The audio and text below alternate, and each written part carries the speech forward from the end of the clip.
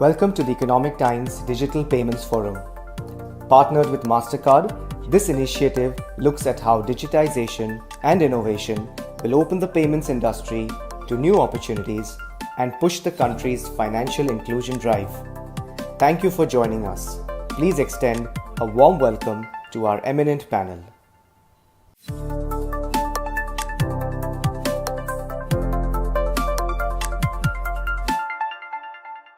Hello and welcome. The last 2 years have been tough for business, as anyone would tell you, and specifically for small businesses, if I may add, run by women. Ask any woman and they will tell you how their role has expanded and multiplied in the times when work from home was the norm, and then now in the hybrid work environment. Today on Economic Times, we'll be talking about ways in which women empowerment can be executed and well in these times, in these challenging times, and as we move ahead, maybe taken a few notches higher. Welcome to the MasterCard presents the Economic Times Empower Women, Boost Economic Growth. That's the topic for today. As India emerges from the pandemic, India's women population, which is about half of our 1.4 billion people, that can emerge as a key differentiator in India's growth story. Women are nowadays contributing to the economy, not just as job seekers, but also as job creators, an avenue increasingly explored by women entrepreneurs. According to a Bain & Company and Google 2020 reports, which is very recent, or just before the pandemic, India has about 13.5 million women-owned businesses, which represents about 20% of all enterprises that provide direct employment to about 22 to 27 million. That's the estimate that we're talking about. Over the years, the need for women's empowerment and gender equality has received global attention. However, it's only recently that we've observed an upsurge in the number of women from different spheres of life breaking through the barriers of social compliance within and outside the home to become successful entrepreneurs, working professionals, and community leaders across the globe. So that's broadly what we'll be talking about, and some of those stories we'll try and understand during the next 90 minutes. We have leading voices from policymakers to professionals who work in the remotest corners of India with Women's Group. So let me introduce the people who are joining us. We have Ms. Meeta Rajiv Lochan, IAS and Member Secretary from the National Commission for Women. We have Ms. Chetna Sinha, Founder Chairperson, Mandeshi Bank and Mandeshi Foundation. We have Ms.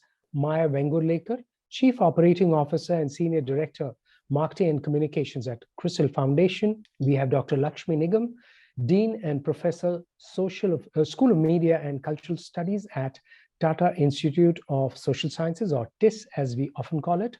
And we have Ms. Shamina Singh, Founder and President, MasterCard Center for Inclusive Growth. Thank you so much, ladies, for joining us for this very important conversation. And we are talking at a time when the digital reset that we often refer to is giving us an opportunity to reimagine women's empowerment and some of the issues associated with it. First, let me request Ms. Maya Vengurlekar to set the context over the next few minutes with her experience of having worked across rural India. Ma'am, if you can go ahead, broadly the context over the next few minutes. Sure, Ashu, thank you. And thank you, ET and MasterCard for, I completely agree with Ashu. This is a very, very important conversation, very important agenda. And I'm really excited to be a part of such a formidable group of thought leaders today. So by way of setting context, Ashu and my fellow panel members, I would like to highlight a few issues and data points. And these data points are not really one of the most recent ones. Some could be slightly dated, but what is important is by way of these data points, I'm really trying to draw attention directionally towards the magnitude of the challenge that, we are really looking at. So I just hope that this context setting lays foundation for triggering a meaningful conversation over the next 60 to 90 minutes on this theme, empower women and boost economic growth. So, Ashu, you mentioned about, the specific challenge that, we observed in the more recently in small enterprises. And I completely echo that sentiment. And clearly what we see is that globally, women own and operate a little more than a third of small and medium enterprises in emerging markets. These businesses contribute up to 45% of total employment and 33% of the GDP. You mentioned about the Bain and Company and Google report that in India also, 14 to 15 million women-owned enterprises are providing direct employment to almost 25, 27 million people. So clearly what this indicates is that investing in women's entrepreneurship development can be good for business and economic growth. Besides a clear business case for investing in women's participation in the economy, entrepreneurship is one of the important pathways for closing gender gap and empower women. So, in fact, in the work that CRISIL Foundation has done in rural India, we have found some very strong evidence which suggests that economic empowerment leads to social and political empowerment.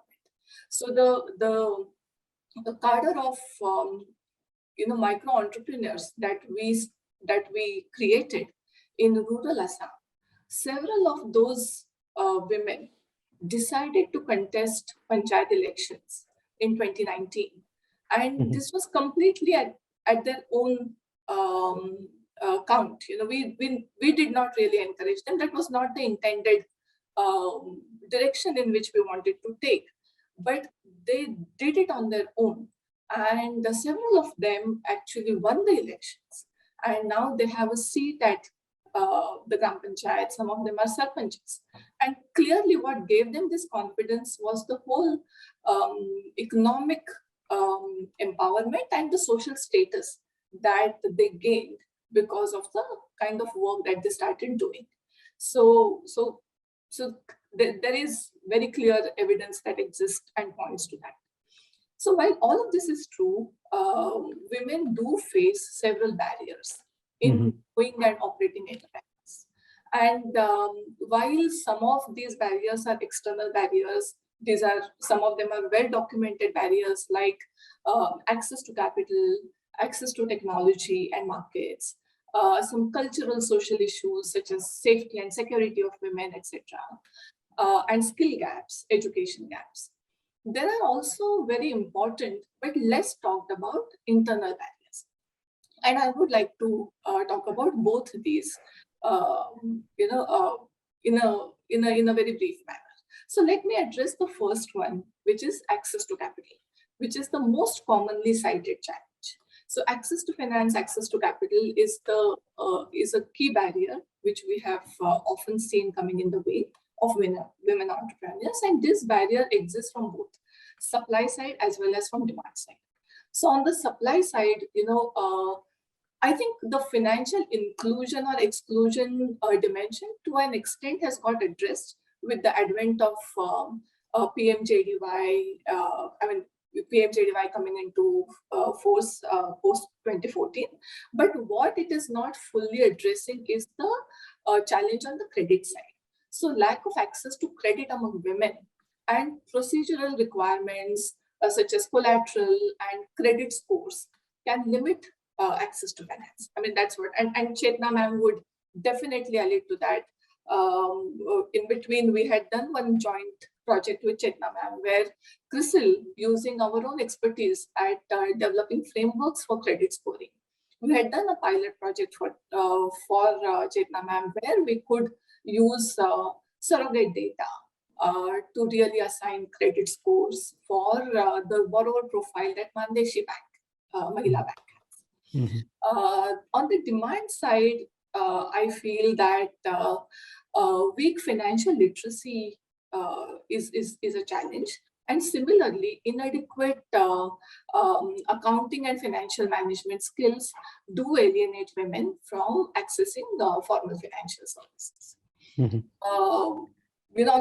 I talked about credit challenge, and very often people do talk about very impressive performance of Pradhan Mantri Mudra Yojana. Okay. If you see the annual reports of PMMY, you do see that large number of borrowers and the loans which are given out under the scheme are to women borrowers.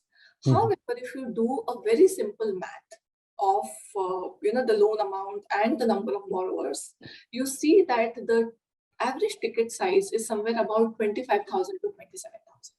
So which is like really, really, really small. And with this much of a loan amount, I mean, clearly what you are doing is you are somewhere addressing the same space which is being addressed by SHGs and microfinance, MFIs. Yeah. So the institutional credit, making institutional credit available is still not, getting addressed to that extent. And what I have covered so far is on the microcredit and SMEs, etc. But if you really look at on the tech startup side, the story is not very different. A recent article published again in ET, which quoted which was on state of women in tech entrepreneurship in India. It very clearly quoted that impediment that women founders face, is access to capital again. So between January 2018 to June 2020, the female founded startups received only about 1.43% of venture capital funding. So that's minuscule. So this is something that I would call a little alarming to really describe the situation.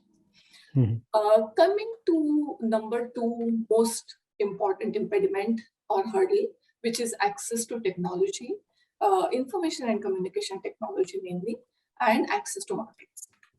So typically what we have seen, women in emerging markets or, and I can really look at my own experience of working with rural India, is they have very limited access to technology. And very often, we find that these women use outdated technology. I mean, take the case of smartphone ownership trend, in India itself. So I don't have very fresh numbers, but if I look at some 2019, 2020 numbers, about 37 to 40% of Indian adult men owned smartphones, whereas that percentage was only about to 14% for women.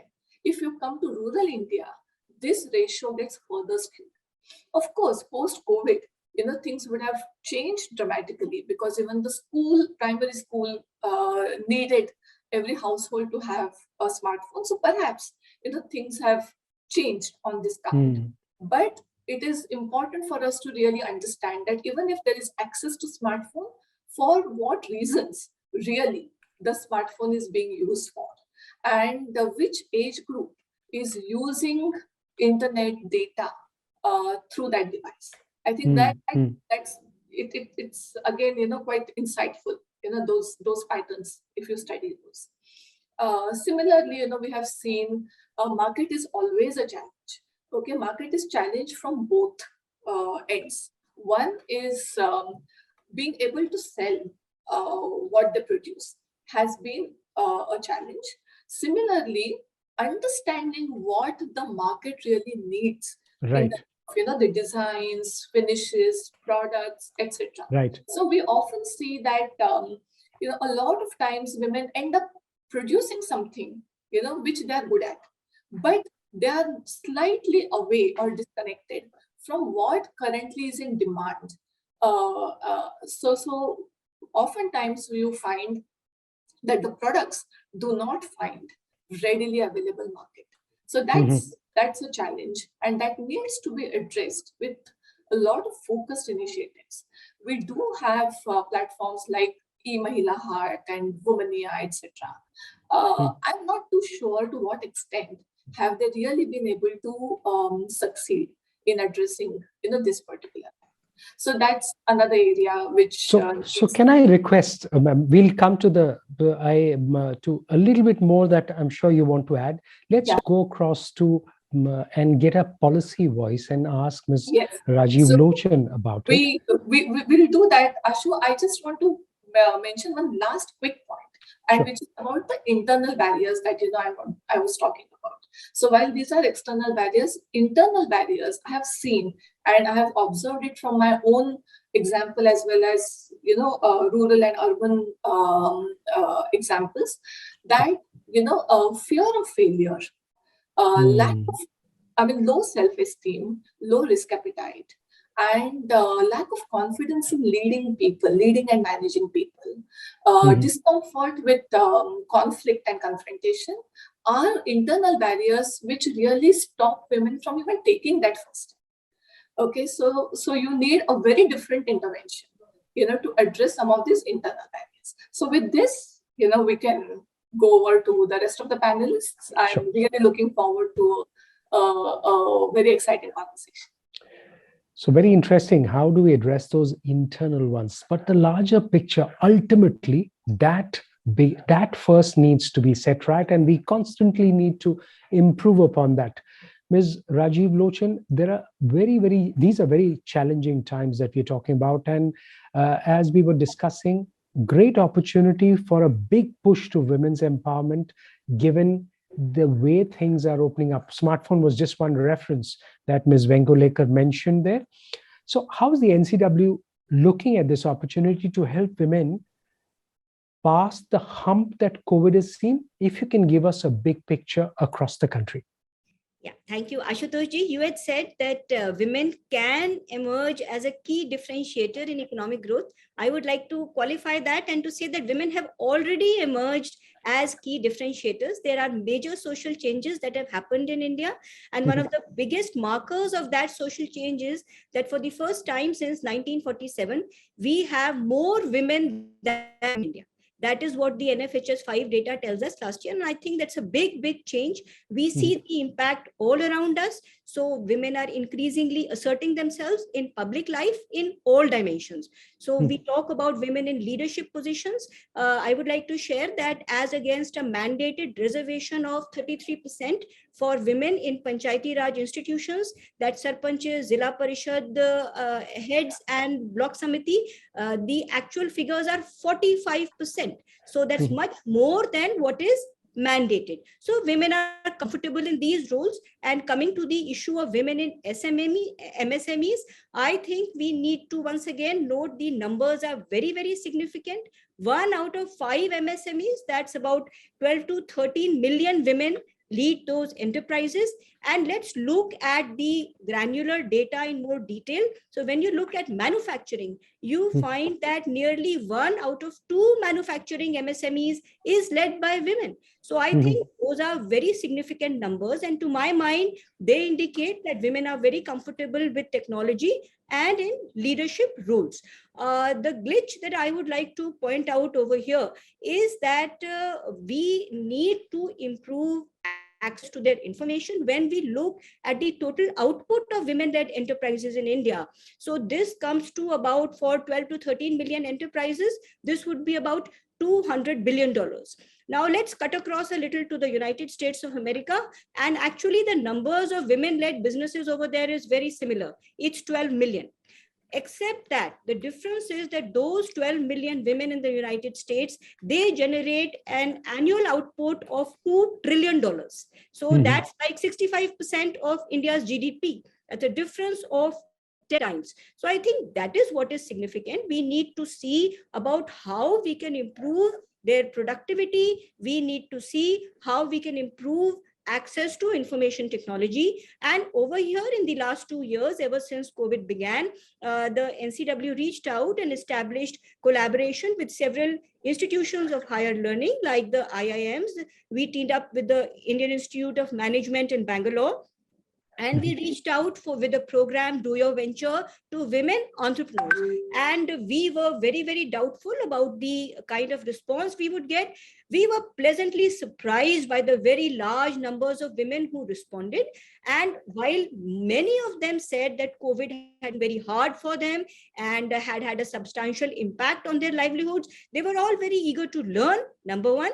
And number two, many of them said that they saw it as an opportunity. That how could the digital workplace, how could e-commerce be used to find out more information about possible markets? India is a huge and a very diverse country, and there are so many niches. Most of these are very small scale enterprises. Scaling up for them is not an issue, but they need access to data. I would refine a little further on what Maya ji said and say that the constraint over here is access to data. India is not a very data-rich country. When we look at other countries, they have been digitizing data for many decades now. So they can mine that data. They can use technologies of artificial intelligence and machine learning, which is the foundation of artificial intelligence. But we have just started putting that data in the public domain. And this is what we need to focus on. Traditionally, we look at standard data sources like the census or the National Sample Survey Organization. Every single government department generates data, whether it's the transport department, whether it's the health department, whether it's consumer affairs, agriculture. If those databases could be anonymized and put into the public domain more and more, then that would be a major, major value addition. I think when we look at women, we should see them not just as passive recipients for information on digitalization. Many of them or most of them are already aware of that. We need to look at them as active users of data. How do they use the data that is available in order to identify what market niche works for them best and how they could use it to improve their businesses? So I would look at it like that. And the numbers of women, while yes, it is true that we talk about access to capital all the time, but Mayaji and friends, every year the Mudra Yojana makes available loans to something like 33 million women. And in the last few years, it has gone up to 150 million. So yes, no doubt, those numbers could improve. But more important to my mind would be the capital that is made available to these ladies. How do they use it? Are they able to use it to, improve productivity much, much more? So over there, I think we need to collectively put our minds together and see how we can improve access to information technology. It is an age of information, and it is access to information that would help us build a knowledge economy and take our women to where they should be reaching. Okay, point well taken there. Let's get a bigger picture, also the social construct, the social reality in mind. Dr. Lakshmi Lingam, the cultural context for women's participation needs to be kept in mind as well, I'd imagine. So we've seen the participation of women at the workplace drop in recent years. That's been one of the issues that India is also grappling with. So what kind of policy and social interventions may be critical so that, one, this is reversed, and then, of course, we look at growing that women's participation in the workforce as well? Yeah, thanks very much. And I'm very happy to be part of this panel. To answer your question, this is often referred to as a conundrum. With an increase, rate of women's literacy and education, we are not seeing a corresponding increase in women's work participation or women's participation in so-called regular employment. In fact, that is something that has been declining and is seen almost as a kind of an alarming situation. There's a lot of work that's going on to look at what probably is contributing towards this decline. But looking at the data, looking at research, and also going through a lot of micro observations, what one notices is at the public policy level, we still don't have universal maternity benefits in place. So women still have to, withdraw from the workplace, especially largely if they are in the unorganized sector, or within the organized sector, if they are in the private sector. Very often private sector also all private sector doesn't necessarily cover their maternity benefits. So women end up actually dropping out, giving birth to children, raising them, and then coming back to work. But very often coming back to work again is not such an easy entry. They have to probably often start at the bottom, while there are many more women who are probably competing for those jobs. So there have been different organizations trying to create that kind of second entry, but we still don't read successful case studies around it. The other important point that we also need to look at least from the Indian context, is there is a syndrome called intensive mothering. Okay, there's a huge cultural expectation that children not only are raised well, but they actually do very well. Okay, and across the country, everybody would want their children to have A grades. Everybody would want their children to be all-rounders, and all the expectation is completely on the mother. Okay, and the higher she is educated, the more is the expectation that her children do very well. And at one point, I also looked at data, and I'm still scrambling to try and get that data from IITs. They found that majority of the students who crack JEE actually have stay-home moms.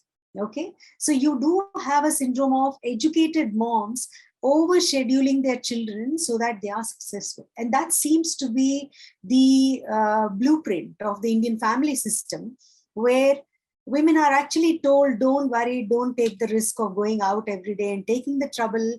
If your husband is earning reasonably well, just stay home and raise the children well. And they have to be super duper kids, right? So for across the class, the variants are there, but let's say the large majority of educated women, this seems to be happening. And in the rural context, women who get educated and then marry men who seem to be having reasonable good income, there again is the same situation of, they have to become now the tutors at home and send their children to private schools and English medium schools.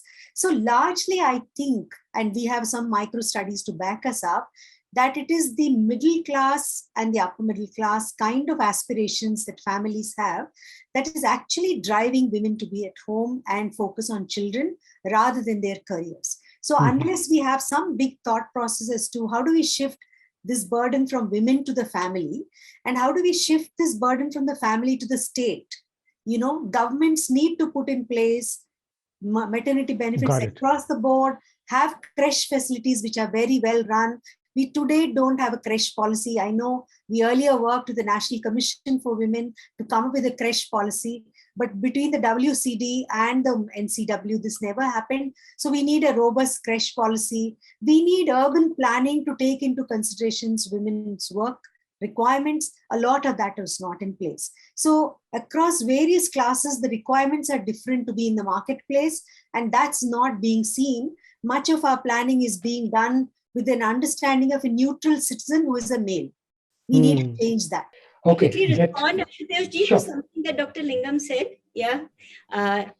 Lakshmi ji, you had talked about the national creche scheme on which you had worked. So, ma'am, for the last few years now, a national creche scheme is very much in place and many creches exist throughout the country.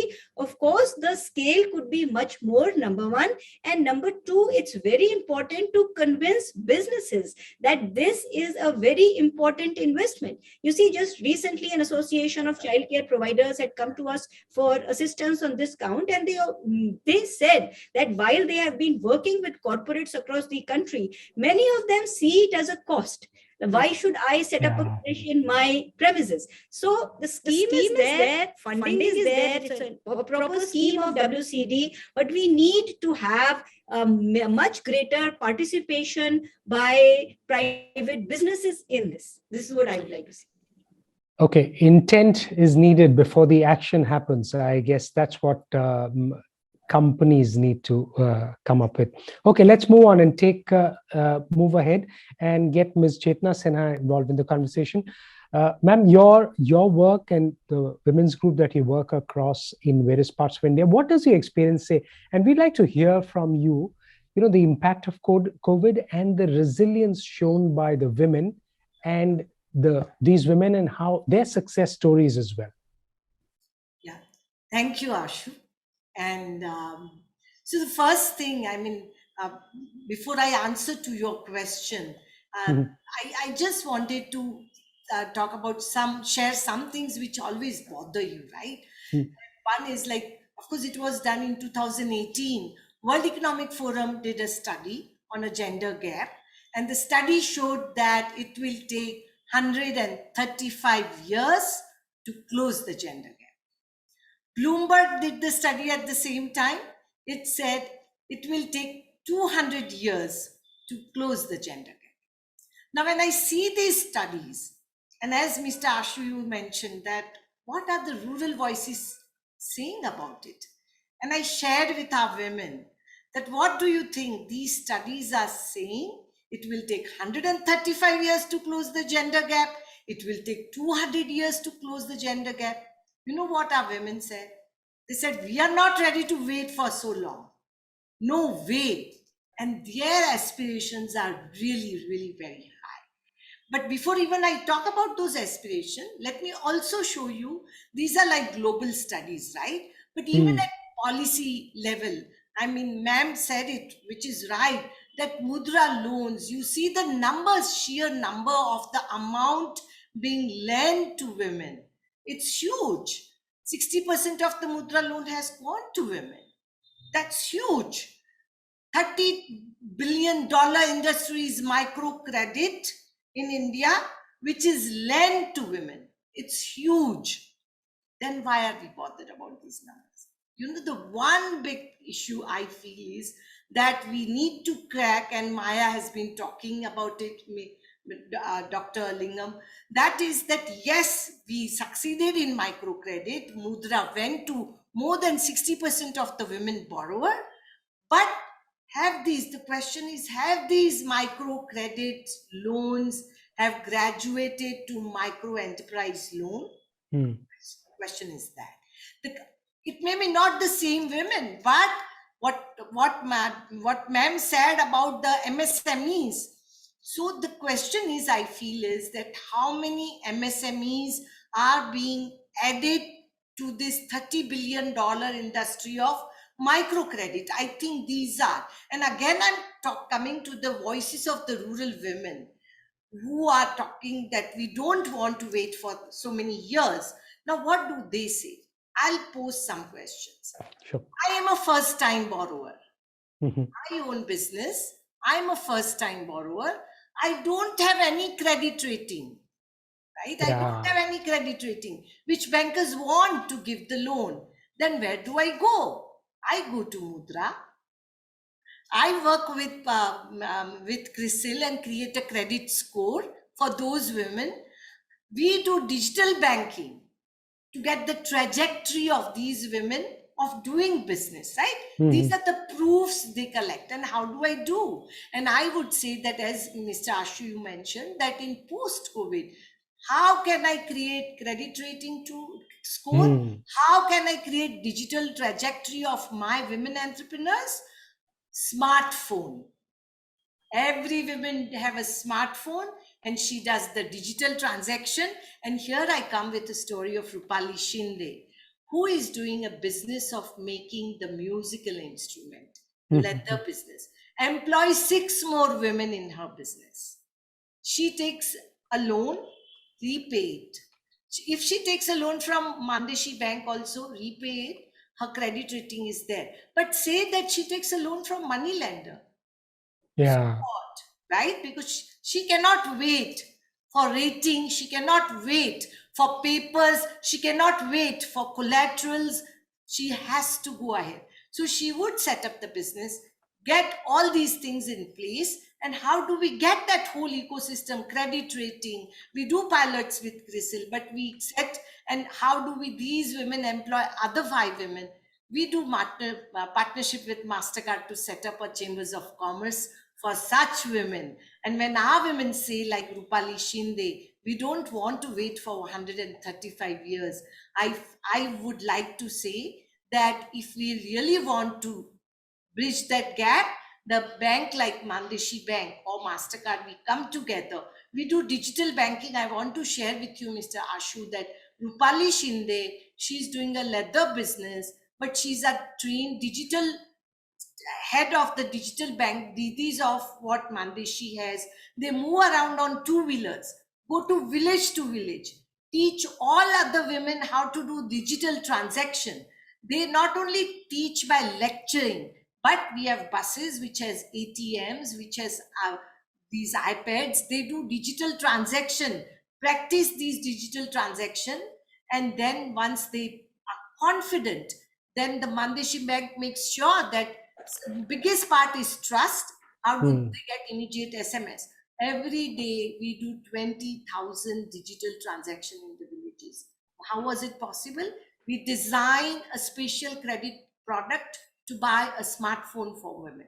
We created a special program for women under Chambers of Commerce that how you become a smart entrepreneur, which means you do have a business of, you have a do business on Facebook, WhatsApp, do payments on Google.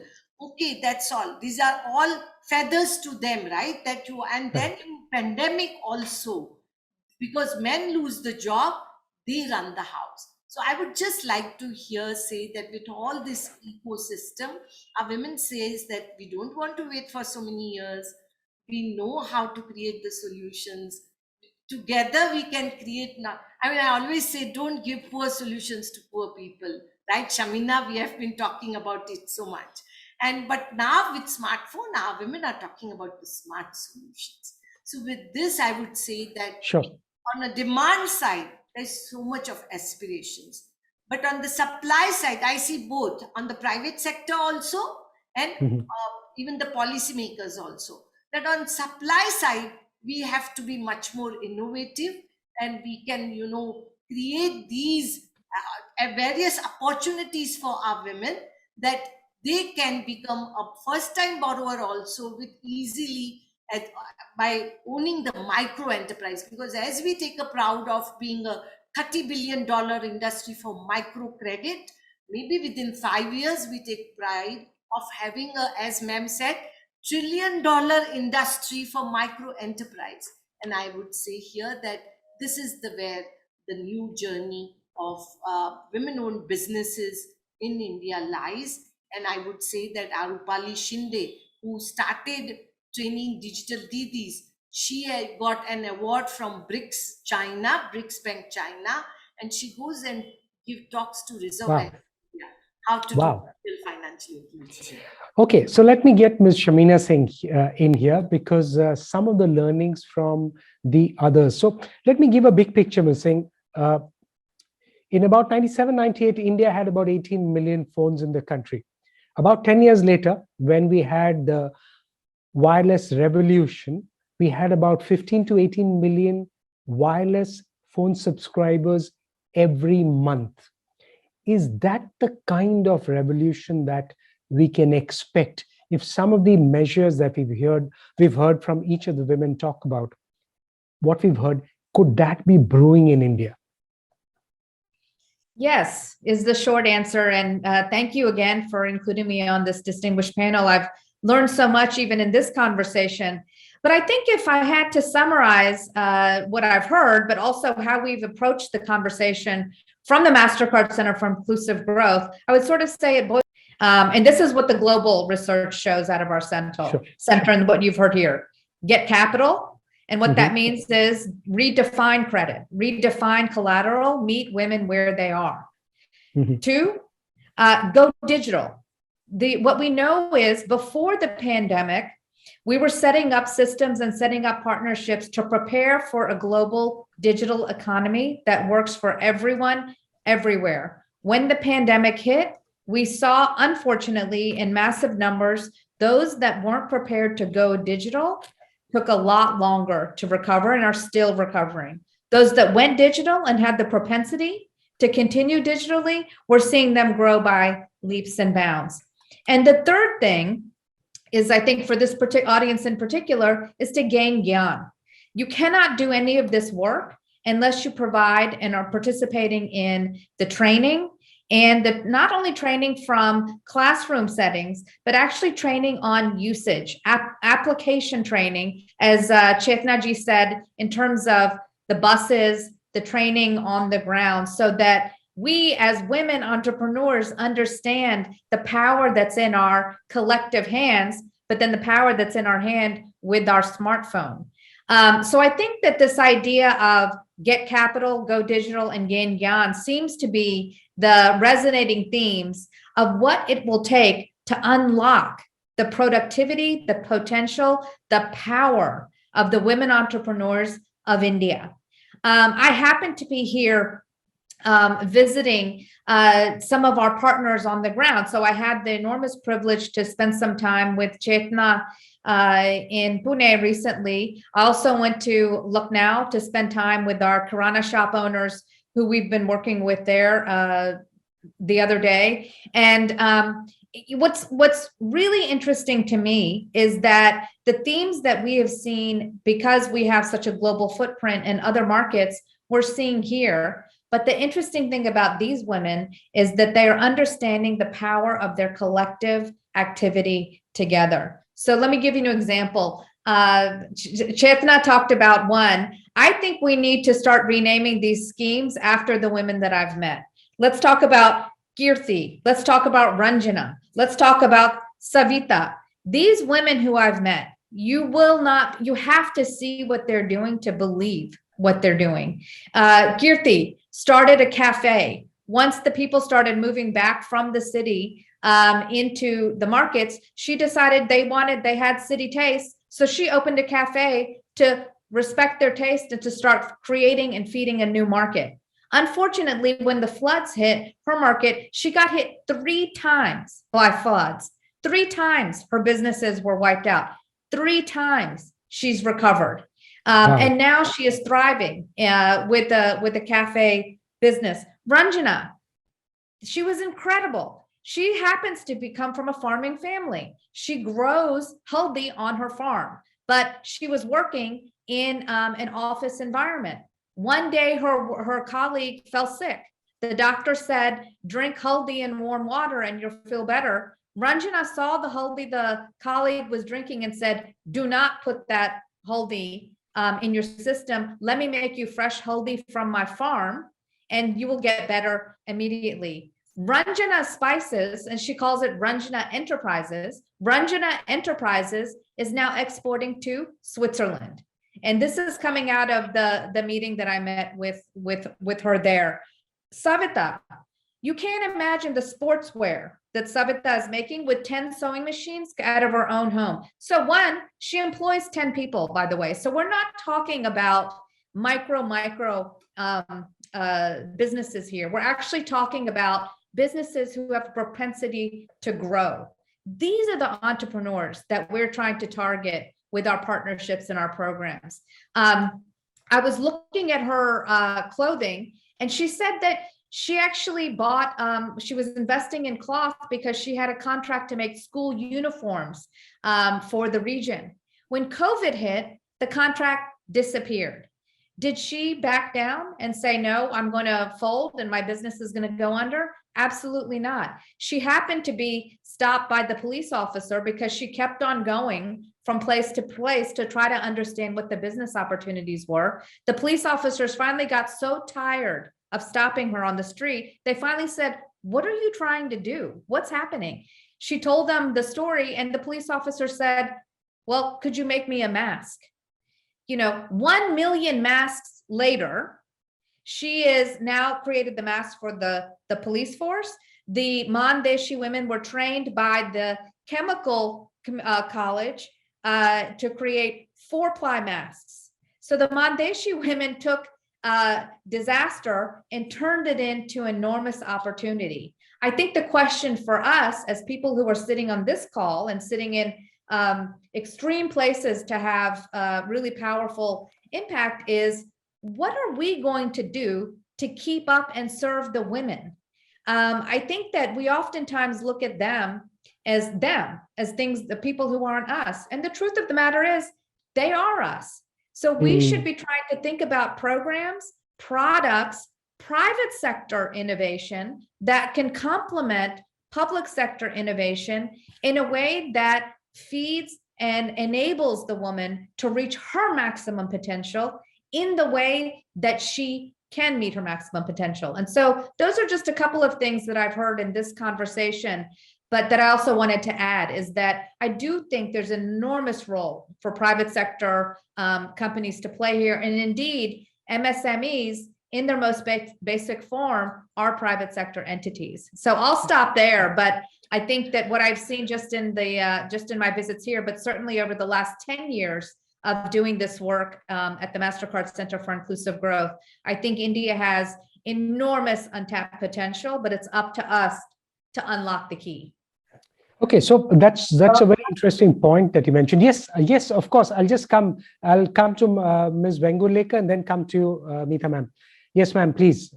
Yeah, so very interesting conversation and great examples and great stories, Shavida, Chetna. So one point, which is now really becoming apparent is about, it's not that, women are not starting out businesses, they are into entrepreneurship, they have enterprises, but the question is about scale, okay, in order to realize the true potential. And what really can we do to kind of facilitate them, to help them gain that scale. And one point which often comes to my mind is making available the so-called shared services. Because, for large businesses, we have highly specialized professionals. The professionalization, of these businesses really becomes the key for them to start gaining scale. And there, what can we really do in order for the professional set of services being made available as shared services, because these businesses are too small to own, to afford, these specialized services on their own. So can we have a common shared service hub, which will provide support such as, financial management, audit support, marketing, and these kind of digital marketing, etc. Because each entrepreneur cannot afford this on her own. But if we create a hub which can act as a shared service, I'm sure the professionalization and therefore tapping into the potential to achieve scale. Maya, just to quickly interrupt, that's exactly our program with Mandeshi. We started the Women's Chamber of Commerce with Mandeshi so that they created hubs in all of these cities to provide the professionalization, the marketing, the digital training, the high-tech hand-holding. All of those things are exactly, as you have pointed out, something that we've been working on with Mandeshi, but I think we're seeing in all sorts of markets. I'll just say one more thing, and that is scale. You're absolutely right on scale. And here's what scale looks like. Scale looks like when MasterCard as an organization works with a development agency to invest a small amount of money, and that development agency invests $100 million to backstop the lending. So we've all been talking about credit to women and the need to lend to women. Well, part of the problem or part of the issue is banks are not set up to lend to priority sector, even established party sector lending for women, because they don't have the collateral. So what do banks need? They need a risk guarantee so that if those loans go into default, there's a risk backstop. We've partnered with USAID to create a $100 million risk guarantee for women shop owners. HDFC is our banking partner in that program.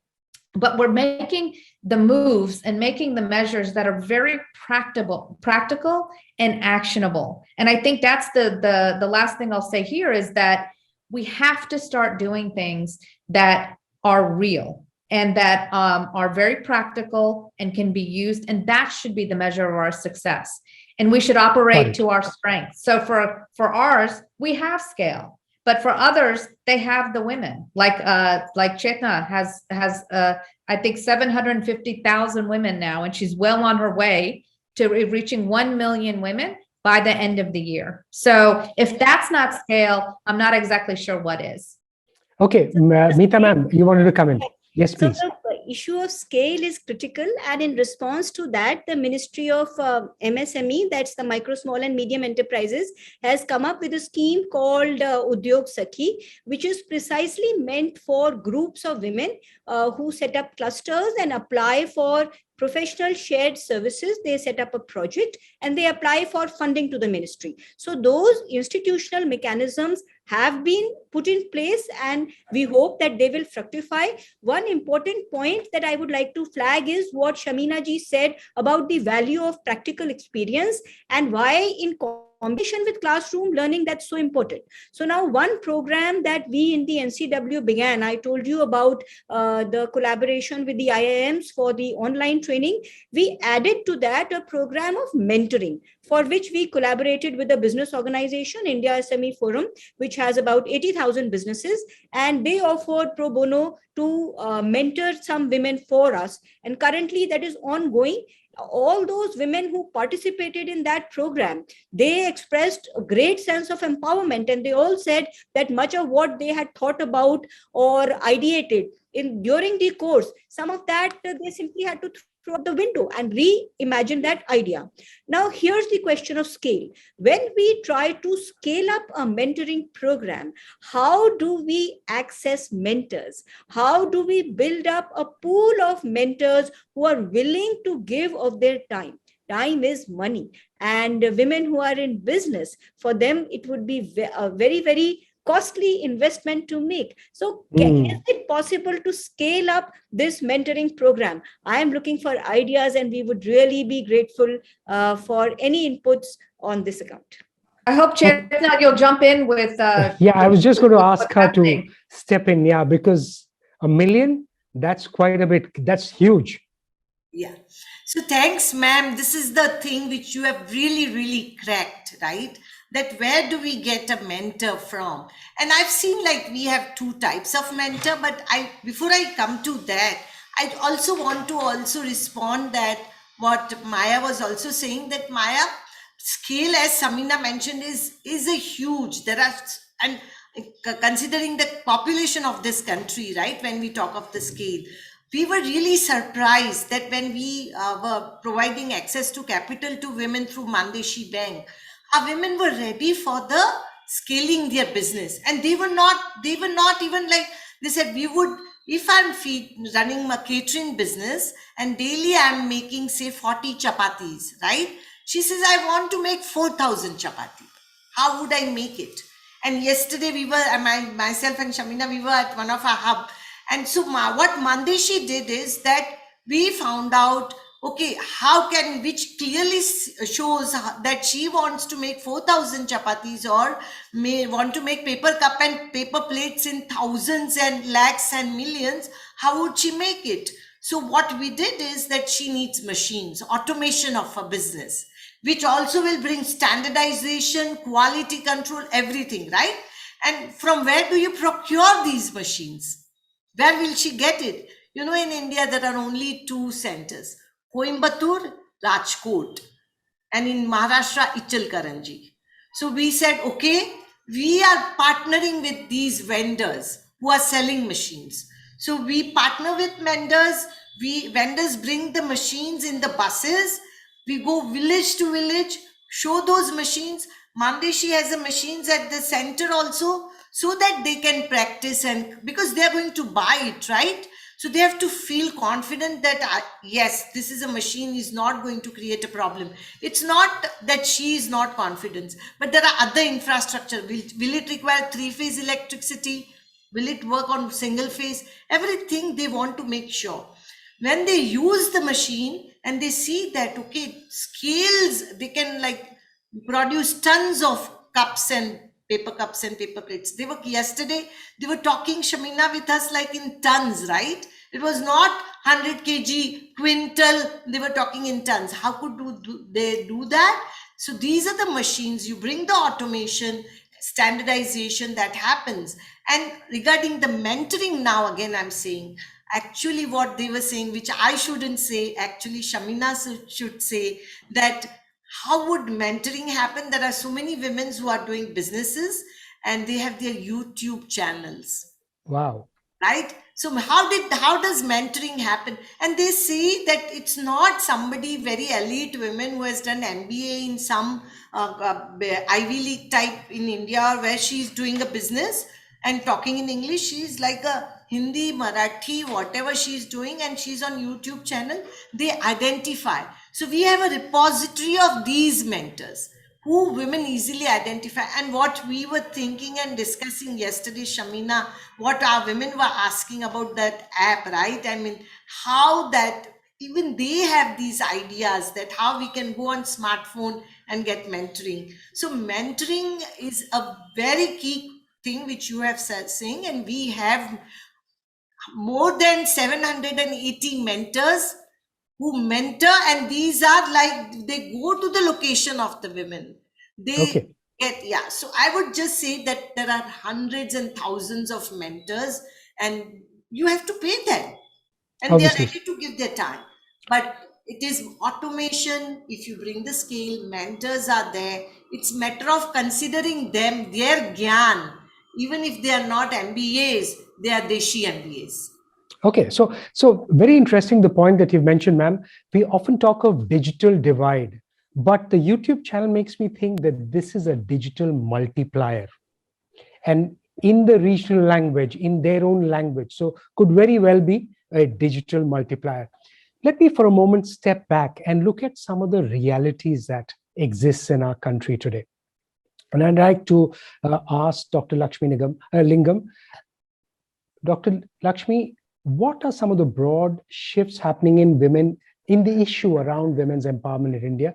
I ask that since it could be a point of a change happening for the next generation of daughters. Is it happening? Is it not happening? Is it happening enough? If you can give us a broad picture as well. Yeah, thank you. And I think that's very pertinent to ask, because while our conversations are about women, who manage to step out, who find somebody like Chetna Ben to help them out, and somebody like Shamina Ben to be excited about them, you have many more women who still have not been there, and they're still looking to see how and at what time can they make that step possible.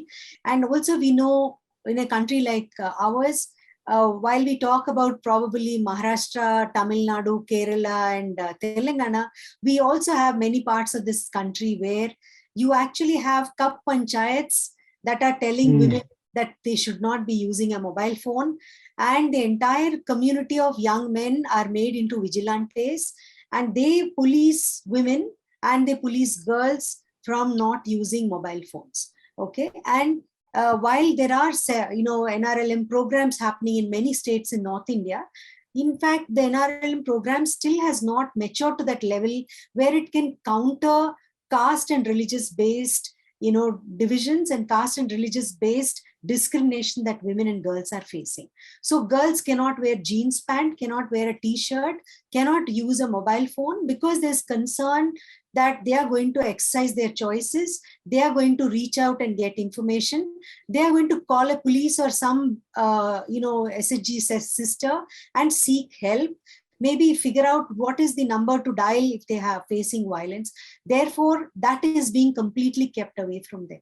Okay, so this is a very big concern. While we are working towards, let's say, empowerment of women, it should be empowerment of all women, because I would also say it cannot be, gender empowerment of some women at the cost of several women who stay where they are.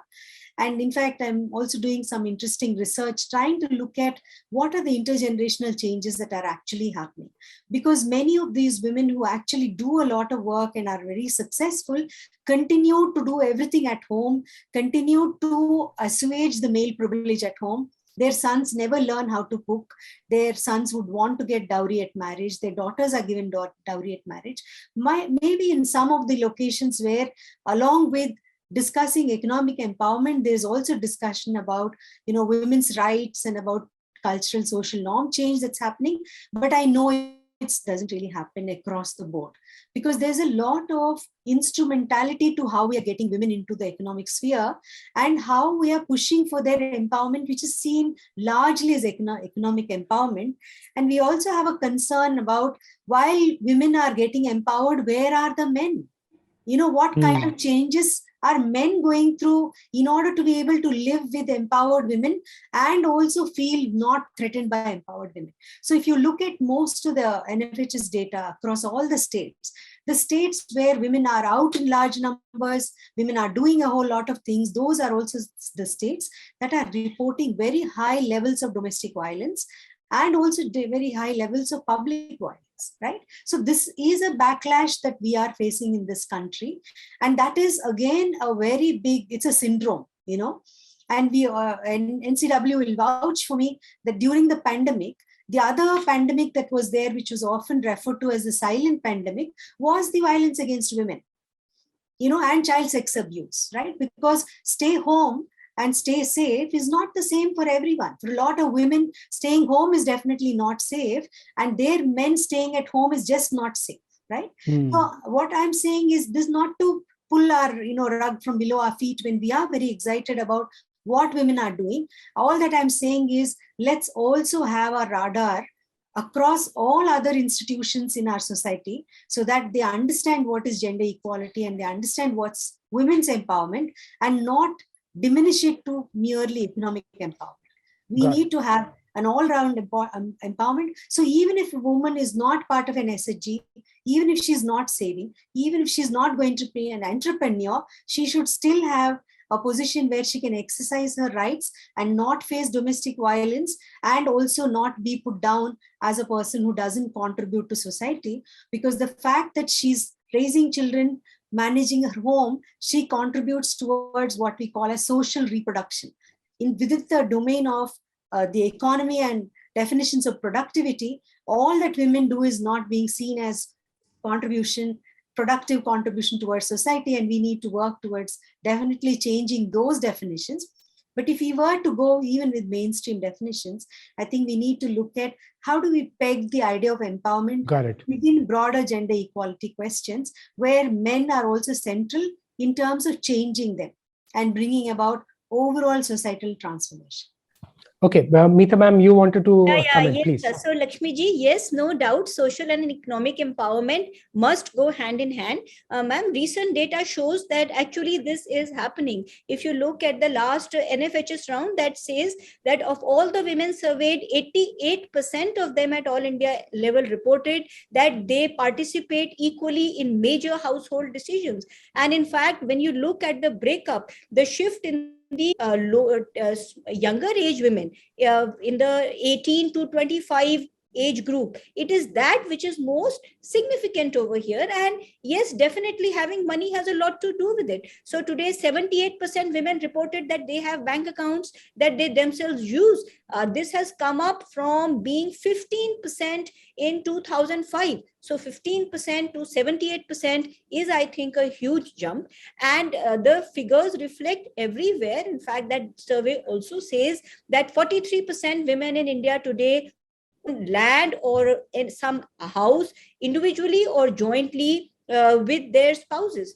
With this, so that is, I think, what we need to we should be focusing on. And the point that Chetna ji made about the need to have automated better credit rating tools to ensure that women have better access to collateral is something that definitely we should look at. Ma'am, in the social sector space, no doubt that the incidence of domestic violence is still there, but ma'am, it has been coming down gradually but surely by about 5% in the last survey. It was, I think, 33% in the previous survey. It's come down to 29%. And the other thing that you mentioned about the pandemic, yes, there was a rise in complaint, but we need to keep in mind that we don't really know how many women who suffered abuse actually reported it. So throughout the COVID, the NCW ran a program on Doordarshan, on many media channels of reaching out to women and encouraging them to complain. So until we really know what the ground level reality is, it would be difficult to say that COVID led to an increase in those numbers. And the change is there. Just one point, ma'am. In fact, it's not me that's saying. Even if you look at the UN Women report, globally, this has been a situation. We can keep underplaying and saying, no, there's no great problem. We are doing fantastic. I think we will miss out on the fact that there is still a long way to go for us to change things seriously. If we recognize there are problems, we will work towards change is what is my concern. The moment we are euphoric about certain things, we tend to miss is what is my concern. Surely, ma'am, your point is very well taken. No one is underplaying that. In fact, the National Commission for Women is here to reach out to and offer support to such women. But at the same time, it needs to be taken in its perspective. And we need to see where changes are happening in other spheres and to see how that could be used to leverage change elsewhere. What are the force multipliers? That's my limited point. Okay. We'll just go across to Ms. Vengulekar. In the broader, so we've had an underpinning of the problem that in a broad way exists in the society. Despite this, as you study, as you work with different groups across the country, what are some of those broad highlights that you'll say which happens in one particular state, one particular area, and some of those stories, some of which we heard from the others, which you'd like to point out as well? Yeah, thanks, Ashu. So what we heard around the room today, that there are very inspiring stories, and particularly the pandemic, has while it posed a challenge, it also created so many opportunities for women to display several hidden talents, those contours and aspects to their personality, which existed and never really came to the forefront. So let me give an example of the rural cadre of financial health workers that CRISIL has created. Okay, so these are the women who are present in the community. They are absolutely trained to explain various financial services, where to access them, what is the use of them, what's the grievance redressal mechanism around them, what are the do's and don'ts, and also help in terms of various documentation associated with accessing these services. And all of these women, this is a revenue model. This is not a social service. So they charge a small service fee, okay, for all this assistance that they give to the community members, and community members are more than willing to pay a small fee because they get so much value out of them. So we have a 1,800 strong cadre across the villages of Assam and Rajasthan. When we started this cadre somewhere in 2018-19, Ashu, their median income was somewhere around 200-250 rupees a month. Today, the median income has risen to about 2,500 a month. And collectively, cumulatively, we must have created income of about 3 crores plus, for these women. So, and this has come out of nothing. Okay, they pretty much live where they have been living. They didn't have to migrate. Okay, they didn't have to go out of their villages. Okay, they are able to balance work and household responsibilities because they step out, in their spare time, and they do it. When COVID happened, what did they do? They took charge of the entire community, the people whom they were otherwise assisting by going door to door, by calling them. So they created sort of an informal helpline, okay, where they were available to provide all the assistance, create awareness about various COVID-related schemes that government was announcing, how to avail, what to do, etc. So that, and again, all the COVID-related opportunities like making masks and making PPE kits and creating that bridge to make ration available, etc. So everything, this cadre just stepped in, to deliver all kinds of services. So what it really leads me to believe, Ashu, is that women really know how to take advantage of the opportunity, and if you empower them with a little bit of confidence and show them the way in terms of where can they find help in order for them to be effective. They really can explore. For example, we have trained them to make available about 40-50 different kind of services. But today there are some extraordinary women who have gone on their own and created expanded their exposure so much that they earn almost 20 to 25,000 rupees a month. And they are the role models and they are the mentors, for the remaining cadre. And what is it that we are helping them with? We are helping them with a self-learning app called Gram Shakti. It is available in local languages, in 8 different languages, so that they just log on to the app. They become aware of various social security schemes, financial products, service providers, how to go about various documentation. They become aware and they start spreading that knowledge. So I think, playing to their strength, really knowing what can be, what we can tap into, for them to start becoming productive. And that's what we really need to do, has been my learning across both urban as well as rural target groups that I have been working in the past 6-7 years in this role. Ms. Singh, I'd like to come to you and understand. So you've heard these stories from different people and also the way women are trying to overcome. So probably the digital multiplier, I'd say. So how do you enhance access to capital and, multiply digital opportunities for women, more so in non-urban areas? What are some of those solutions that have worked in other parts of the world, which India can refine or maybe learn from? Yeah, it's a great question. And I would just say that this piece around scale, I think, is really important. So in India, the agricultural sector is just massive.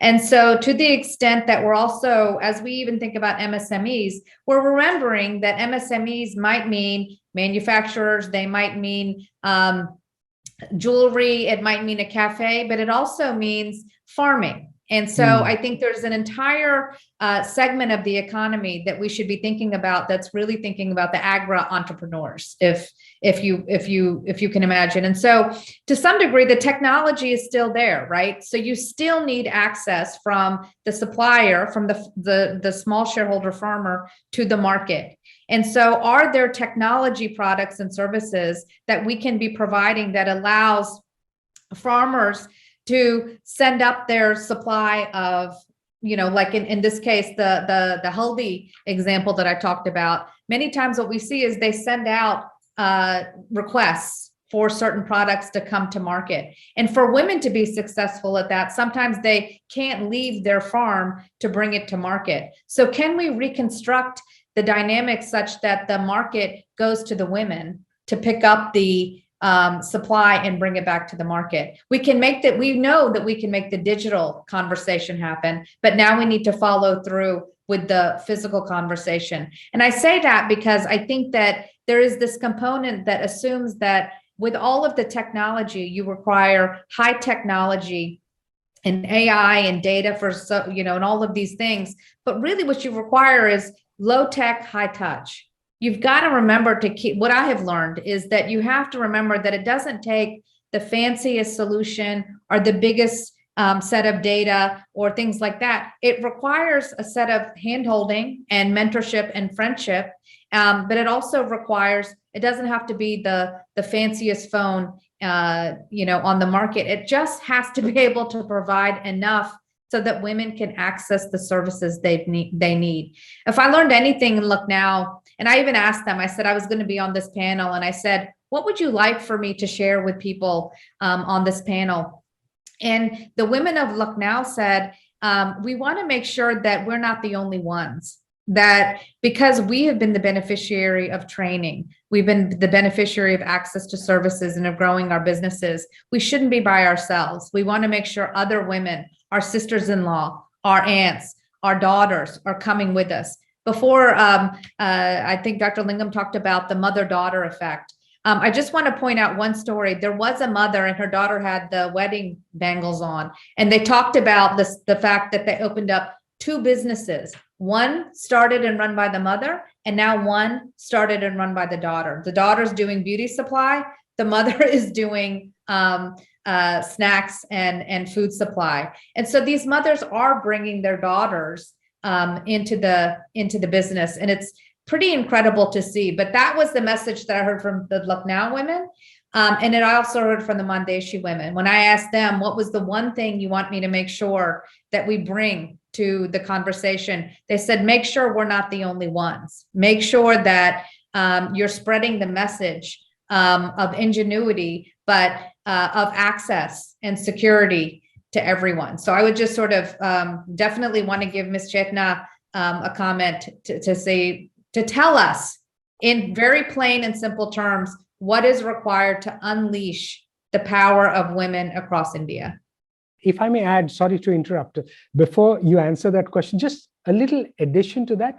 So it begins with a thought, it begins with an idea. So why not also, while addressing the needs of women is important, why not also sensitize the women to the opportunity across a larger market where it's not just the women, it's also other businesses that you can serve, which is the larger opportunity. Sure. So I'll address both the questions. Sure. So first, I mean, when I was also listening to Dr. Lingam, I did feel that, yes, there is a big backlash, right? And as Shamina said, that women themselves do not want to be like, we are the only Shakti. We want all collective, we see power in collectives. But I also would like to say, and while working with women, we have always seen, it is important to celebrate men. It's very important. Yesterday when we were meeting our women and we saw there were so many men who were supporting their wives in the business, particularly post-pandemic. And then you hear these stories, right, about different things like how they were abused and all. But these are the stories which you have to bring in the mainstream and celebrate those stories also.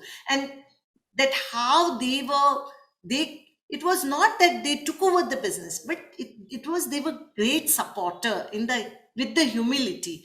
And what Mandeshi does is that we also celebrate the men in the public function, because it becomes very important that the men folks see a man as a role model who is very humbly, not something like, I'm your protector, but I'm your supporter. I will be sharing the housework also, right? So that is very important. And I see that celebrating men, and it becomes, and it shouldn't be only like, Mandeshi, it should be like a men organization also celebrate those men. So I would just bring that. And the one you talked, Mr. Ashu, about the bigger picture, I do say, and I was actually just thinking when Shamina was talking about the scale and agriculture, that actually we are floating this women farmer company, women FPOs, farmer producer companies. See, these are all these NGO, all are non-profit organization and all will operate, but it is very important that their collectives come into a formal structures.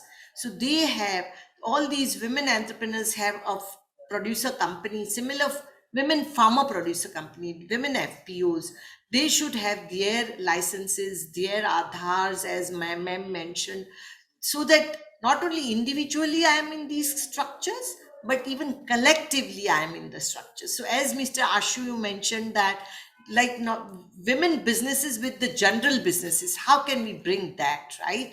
And I see that is possible, that we create and promote these companies which are owned by the women. We create those, make those structures easy of equity and debt and all that, which is, we are far, but we should see that dream, and our women want to do it. So I feel unless we create those systems where they can enter in these like structures, women farmer producer companies, women owned companies which bring the women entrepreneurs together and talk about equity and debt, and also in these celebrating the men who are supporting, right? So and Chetna, just don't forget what we heard about the priority sector lending, that Kirana owners need to be counted in priority sector lending. So what is that? Can you please just share that as one action item we can try to take away from here?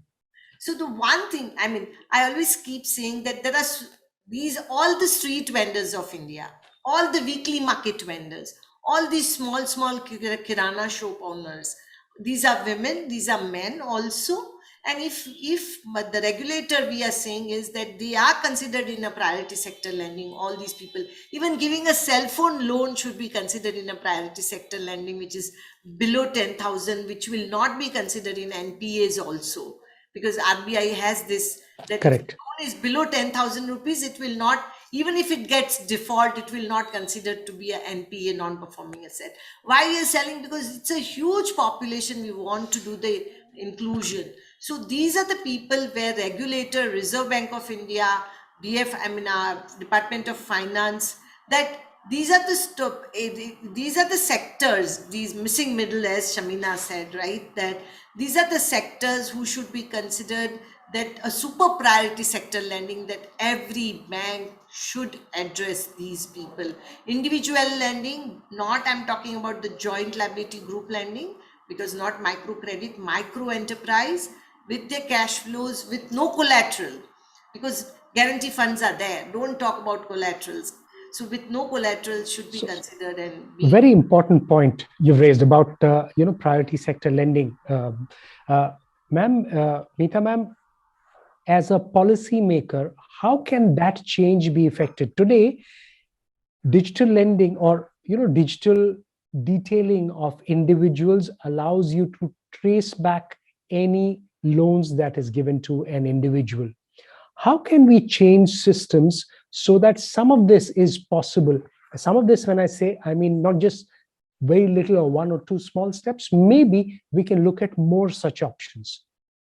Yeah, so I think that technologies like blockchain and so on are very important for integration of databases, and especially the issue of collateral for women. It has come up again and again. And while it is true that 43% women in India own property of some kind today, there is definitely a certain hesitation about any physical interactions. And this is an aspect in which blockchain technology can have a major role to play.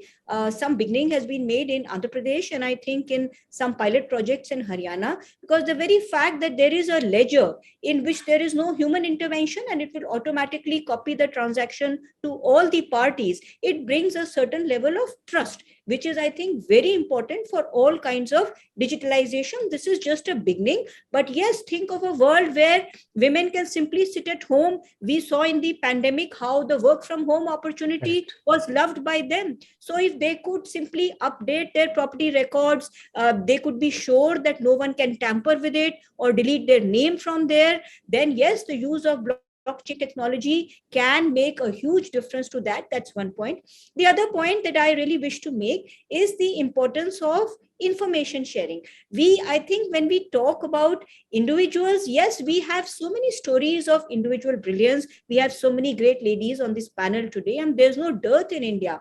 What we do have a dearth of is formal structures to share information. See, any individual can thrive if there is a supportive ecosystem in which there is access to information and technology. Before this posting, I spent about 1 year in the Directorate General of Foreign Trade, and we interacted with businesses there all the time. The one thing that I saw again and again was that the same business learned the same experience in precisely the same way as did his neighbor. They won't talk to each other. And that is, so that is a lot of time that we are wasting in learning the same lessons again and again. Don't reinvent the wheel. For that to not happen, we need to document all our experiences, and we need to generously share across networks. We need to get women to join those networks. Today, only 4% MSME women, I think, are members of any of those business networks, whether it is SME Forum or the CII or the FICCI. So that is where we need to make a difference and build a ecosystem where women automatically have access to information. Very interesting point. So this also brings us to a larger picture that we've seen in India, or not just in India, other parts of the world as well, Dr. Lingam. women have risen to the occasion when it was time, the 2-year crisis period. And well, I wouldn't say it's over. They have proven that they can lead, they can sustain, and they can take the load of, if I may use that word, of a situation where the entire family needs to be taken care of, and some of the outside work also needs to be taken care of. What are some of the implications of that you see in the way women are perceived and the opportunities that they get in the coming years? Dr. Lingam.